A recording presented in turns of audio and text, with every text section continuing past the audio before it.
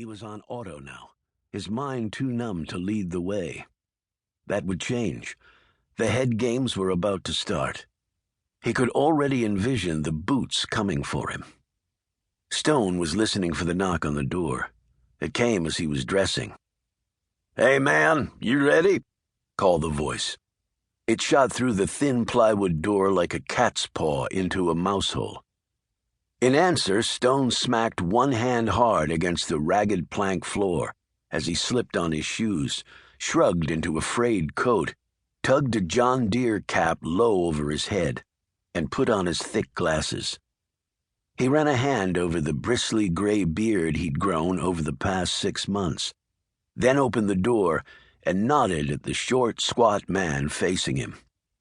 The fellow had a beer keg frame and a lazy right eye, along with teeth yellowed by too many Winstons and double-pop Maxwell House coffees. This was clearly not cafe latte land. The top of his head was covered by a Green Bay Packers knit cap. He wore faded farmer's bibs, dirty work boots, and a threadbare, grease-stained coat, along with an easy smile. "Cold one this morning," the man said, rubbing his chunky nose and slipping a lit cigarette from between his lips. "Tell me about it," Stone thought. "But it's supposed to warm up." He drank from an official NASCAR tankard of Java, letting some dribble down his chin when he pulled it back. Stone nodded as his bearded face drooped and his normally attentive eyes grew vacant behind the smudged lenses. As he walked behind the other man, Stone's left leg bent outward with a chicken wing limp that stooped him into being several inches shorter. They were loading an old banged-up, ball-tired Ford F-150 with firewood when the police car and black sedans slid into the driveway, propelling pebbly gravel in all directions like fired BBs. The trim-muscled men who climbed out of the rides wore blue slickers with FBI stenciled on the back in gold lettering, and pistols with 14-round clips in their belt holsters. 3 of them walked up to Stone and his buddy, while a chubby uniformed sheriff with polished black boots and a Stetson hustled to catch up. "What's the deal, Virgil?" Green Bay asked the uniform. "Some son of a bitch break out of prison again? I'm telling you, you boys ought to start shooting to kill again and screw the piss-and liberals." Virgil shook his head, worry lines rising on his forehead. "No prison. Man's dead, Leroy." "What man?" One of the FBI slickers snapped, "Let me see some ID." Another said, "Where were you and your friend an hour ago?" Leroy looked from one fibby to the next. Then he stared over at the uniform. "Virgil, what the hell's going on?" "Like I said, a man's dead. Important man.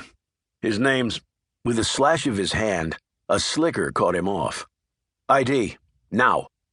Leroy quickly slid a thin wallet out of his bib's pocket and handed over his license. While one of the agents punched the number into a handheld computer he'd slipped from his windbreaker, another agent held out his hand to Stone. Stone didn't move. He just stared back with a vacuous expression, his lips gumming and his bum leg doing an exaggerated deep knee bend. He looked confused, which was all part of the act. "He ain't got no license," Leroy said. "He ain't got nothing of nothing. Hell, can't even talk. Just grunts." The FBI agents closed around Stone. "He work for you?" "Yes, sir. 4 months now. Good worker, strong back. Don't ask for much money. Room and board is all, really.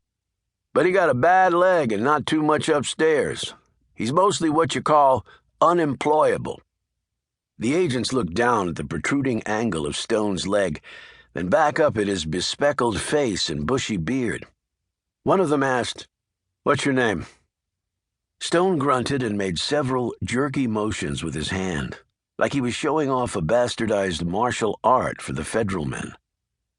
"Sign language, least I think it is, or some such," Leroy volunteered wearily. "Don't know sign language myself, so's I don't know his real name. Just call him, 'Hey, man.' Then I show him what needs doing. That seems to work.